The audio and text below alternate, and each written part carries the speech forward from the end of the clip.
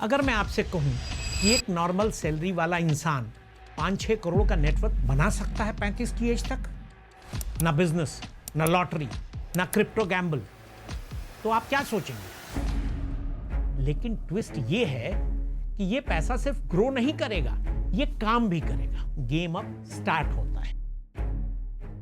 अगर मैं आपसे कहूं कि एक नॉर्मल सैलरी वाला इंसान 5-6 करोड़ का नेटवर्क बना सकता है 35 की एज तक, ना बिजनेस, ना लॉटरी, ना क्रिप्टो गैम्बल, तो आप क्या सोचेंगे? इम्पॉसिबल?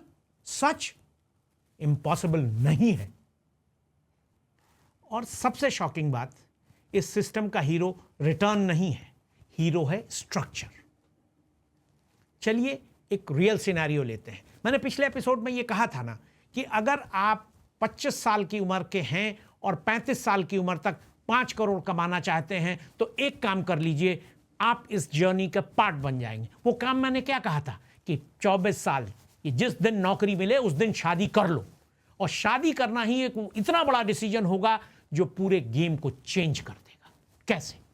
आज की डेट में आप सब जानते हो कि आप एक सक्सेसफुल सैलरी पर्सन हो। मैं नहीं कहता बड़ी सैलरी 7-8 लाख का ही एग्जाम्पल लेते हैं। जनरेशन लकी है कि बोथ वर्किंग है, आप दोनों 15 लाख के करीब की सैलरी मिलकर कमा रहे होंगे। मैंने दूसरा सुझाव जो दिया था, जो सबसे इंपॉर्टेंट सुझाव है, कि शादी के एक्स्ट्रा वेगेंजा को कम करो, शादी को परसेंटेज टर्म में जियो। अपने पेरेंट्स से कहो कि जो भी हमारी शादी के लिए आपने एक्सपेंस आउट किया था उसके पैसे से सेविंग करिए, वो हमें दे दीजिए। That will be part of your initial capital. You will save 1 year salary and put it as a cash buffer. तो मैंने ये कहा था कि एक थ्योरेटिकल एग्जाम्पल लेते हैं कि दोनों माँ बाप मिलकर शादी में आपको 50 लाख की शादी में सेविंग करते हैं, 25-25 लाख दोनों डालते हैं, और आप 50 लाख से एक फंड जनरेट करते हैं और अपनी सैलरी से आप 10 लाख का कैश डालते हैं। आप क्या करने जा रहे हैं? आप लाइफस्टाइल कंट्रोल करेंगे और कैपिटल बिल्ड करेंगे। Let's understand the economics of it. Economics of my suggestion, जो मैं आपसे कहा कि शादी कर लो, ये मॉरल या कोई वैसा सरमन नहीं है, ये प्योर इकोनॉमिक्स का सरमन है। हम एक स्ट्रक्चर को लेते हैं कि आपने 50 लाख रुपए का कैपिटल बनाया और 10 लाख का वो बनाया। अब ये काम कैसे करेगा? ये सिस्टम 3 इंजन पे चलेगा। पहला होगा लॉन्ग टर्म इन्वेस्टिंग, दूसरा होगा कैश बफर, और तीसरा होगा ट्रेडिंग ओवरले। तीनों अलग नहीं है, कनेक्टेड है। 50 लाख रुपया जो आप पहला करेंगे वो आप इंडेक्स फंड में डालेंगे, large cap, diversified asset, crypto, gold, मतलब एक बुके ऑफ एसेट्स में करेंगे। एसेट डाइवर्सिफाइड होगा। ये एक लंबा विषय है जिसको हम अगले एपिसोड में बात करेंगे। एंड व्हाट यू एक्सपेक्ट, जो एक जनरल ट्रेंड है जो आपको सारे लोग ये ज्ञान देते होंगे कि अगले 10-15 सालों में इंडियन मार्केट में अगर आप लॉन्ग टर्म इन्वेस्टर और डाइवर्सिफाइड एसेट में इन्वेस्टेड हैं तो आप 15% का एक्सपेक्टेड CAGR एक्सपेक्ट कर सकते। लेकिन ट्विस्ट ये है कि ये पैसा सिर्फ ग्रो नहीं करेगा, ये काम भी करेगा। 10 लाख का कैश है, आप इस पर क्या रिटर्न एक्सपेक्ट करते हैं? We will keep it as a liquid, तो 4 से 5% का रिटर्न होगा। ये किस लिए है? इंपॉर्टेंट यहां रिटर्न नहीं है, इंपॉर्टेंट है सर्वाइवल।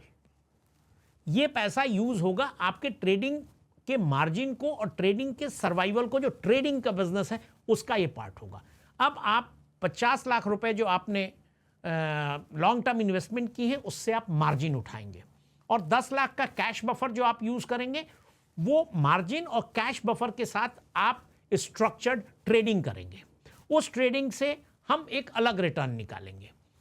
वो रिटर्न हम एक्सपेक्ट करते हैं कि 12 से लेके 24% डिफरेंट लेयर्स में होगा। एक ब्लेंडेड हम मानते हैं कि 17-18% का रिटर्न आप ट्रेडिंग से निकालेंगे।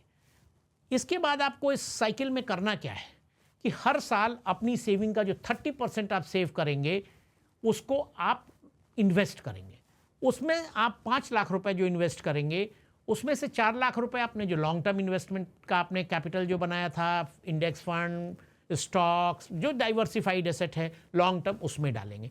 और जो 20% पैसा यानी 1 लाख रुपए आप अपने कैश बफर में ऐड कर देंगे। जो 10 लाख था वो अगले साल 11 लाख हो जाएगा।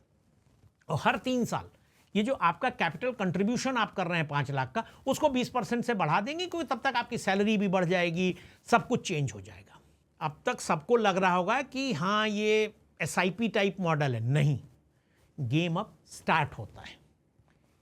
यहां डिफरेंस आता है ट्रेडिंग, लेकिन ये गैम्बलिंग नहीं है, ये स्ट्रक्चर्ड है। आप मार्जिन लेते हैं जो लॉन्ग टर्म इन्वेस्टमेंट से आपको मिलता है, आपके पास कैश बफर है, आप क्या एक्सपेक्टेड रिटर्न करते हैं, पीक में 24% और ब्लेंडेड में 18 to 20%। यहां पैसा डबल काम करता है। अब सबसे पावरफुल पार्ट, प्रॉफिट का फ्लो। हर साल जो आप प्रॉफिट क्रिएट करेंगे उसका 80% आप रिटेन रखेंगे ट्रेडिंग के लिए, क्योंकि trading is the biggest growing multiplier, तो वो ट्रेडिंग में रखेंगे। 20% जो आपका प्रॉफिट होगा उसको लॉन्ग टर्म के लिए आप पास ऑन कर देंगे, और ये रेशियो चेंज होता रहेगा। 3 साल के बाद आप 70% प्रॉफिट रिटेन करेंगे और 30% लॉन्ग टर्म इन्वेस्टमेंट में डालेंगे, और जब आप 6-7 साल के बाद आप केवल 60% रिटेन करेंगे और 40 लॉन्ग टर्म में डालेंगे। क्यों ऐसा मैं कह रहा हूं? ये इसलिए कह रहा हूं कि जैसे जैसे आपका कैपिटल बढ़ता जाएगा, जब ट्रेडिंग कैपिटल बढ़ता जाएगा तो उसको रिस्क फैक्टर से निकाल के लॉन्ग टर्म की तरफ डाइवर्ट करते जाना से, so that long term compounding भी होती रहे और आपका रिस्क कैपिटल भी बढ़ता रहे। ये लीनियर ग्रोथ नहीं है, ये कंपाउंडिंग लूप है।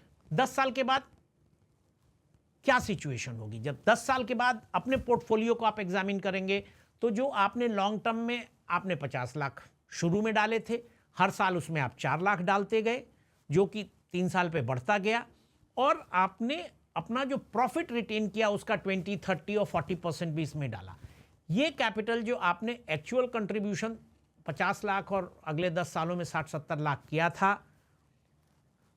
तो वो कैपिटल जो आपका लॉन्ग कैपिटल होगा वो तकरीबन 4 से 4.5-5 करोड़ के बीच में आ जाएगा, और जो आपका कैश और ट्रेडिंग का कैपिटल है वो 1.8 से 2.5 CR के बीच में हो। यानी टोटल आप क्या होगा, ब्लेंडेड अगर आपकी नेटवर्थ की बात की जाए तो 6 से 7 करोड़ के बीच में होगी, जो कि आपके लॉन्ग टर्म के एसेट के फॉर्म में होगी और जो आपके कैश बफर के फॉर्म। अब एक अनकंफर्टेबल बात, ये सब लोग कर सकते हैं लेकिन करते नहीं। क्यों नहीं करते हैं? क्योंकि एक ये टीडियस प्रोसेस है। लोग कहते हैं ये रिटर्न नहीं आएगा, ये गलत है, ये तो बहुत हाइपरबोल है। चलिए इसी प्रोसेस को हम एक दूसरे सिनेरियो में समझते हैं कि हमें इन्वेस्टिंग में 15% नहीं आएगा, 12% का रिटर्न आएगा। इसमें शायद किसी भी यूट्यूबर या किसी भी फाइनेंस के जार्गन या किसी भी फाइनेंस रीडिंग पढ़ लीजिए, नोबडी हैज एनी डाउट कि India will not grow with 12% CAGR। 12% का CAGR लॉन्ग टर्म इन्वेस्टिंग में आएगा। तो क्वेश्चन ये है कि जो मैं मॉडल बना रहा हूं वो मान के चल रहा हूं कि वो आएगा तो यहां भी आएगा, यहां नहीं आएगा तो कहीं नहीं आएगा। तो लेट्स अज्यूम कि वो 12% से ग्रो करता है, और ट्रेडिंग में हम कहते हैं ब्लेंडेड, हमने कहा था 18-20%, नहीं चलिए उसको 15% ही मान लेते हैं, which is a very very conservative return. ये बहुत कंजर्वेटिव रिटर्न है।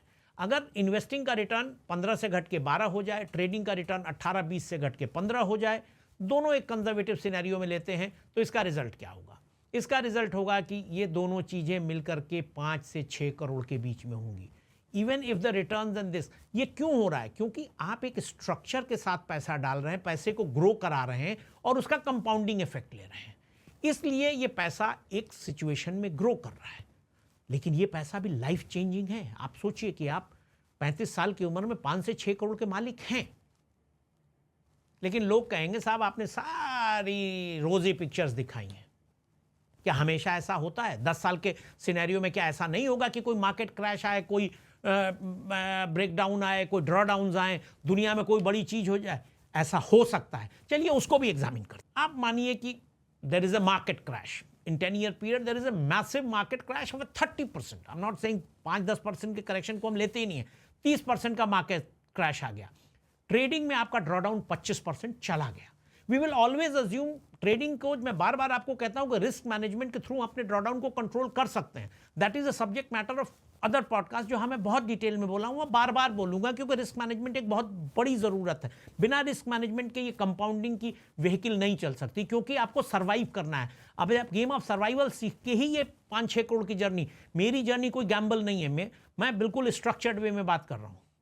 इसलिए क्या होता है कि जब ये ड्रॉ डाउन होता है तो यहां लोग क्विट कर जाते हैं। आपने देखा होगा कि हर मार्केट क्रैश में लोग भाग जाते हैं। जब बुल पीरियड होता है तब लोग आते हैं और ड्रॉडाउन्स में लोग निकल जाते हैं, जबकि सारी वेल्थ हिस्टोरिकली देखी गई है कि ड्रॉडाउन में क्रिएट हुई है। लेकिन अगर आप टिक गए, इस सिचुएशन में भी टिक गए कि अगर इस एनालिसिस को लिया जाए कि 30% का क्रैश है, 25% का ब्रेकडाउन है, 2 साल आपके रिटर्न नहीं आए, तब भी एंड रिजल्ट 4 से 5 करोड़ ही आएगा।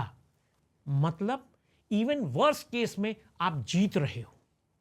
गेम रिटर्न का नहीं है, गेम है early start, consistency and survival. और सबसे बड़ा, not blowing up. Not blowing up means proper risk management, good psychology. और इसीलिए मैंने स्ट्रक्चर्ड वे में बात करी है कि कैसे ये ग्रोथ होगा। पहले साल से वो नहीं कमा सकते। आप इसको और बेटर कर सकते हैं कि अगर आप पढ़ते समय से छोटे अमाउंट से ट्रेडिंग सीख करके जब आप 22, 23, 24 साल तक पहुंचे तो आप अपने एजेस को शार्प किए होंगे, तो शायद ये प्रॉफिट और ज़्यादा हो सकता है। लेकिन मैंने एक कॉमन वे में, कॉमन तरीके से जोड़ा है कि आप ये बना सकते हैं। लेकिन इसके खतरे क्या हैं? ये कहाँ फेल होगा?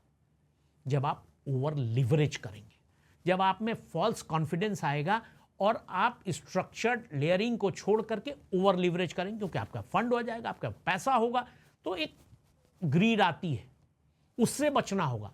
ओवर लिवरेज नहीं करना होगा, पैनिक नहीं करना होगा, और इन्वेस्टिंग को रोकना नहीं होगा। कम वॉट में every year 30% of your earning must go in investing.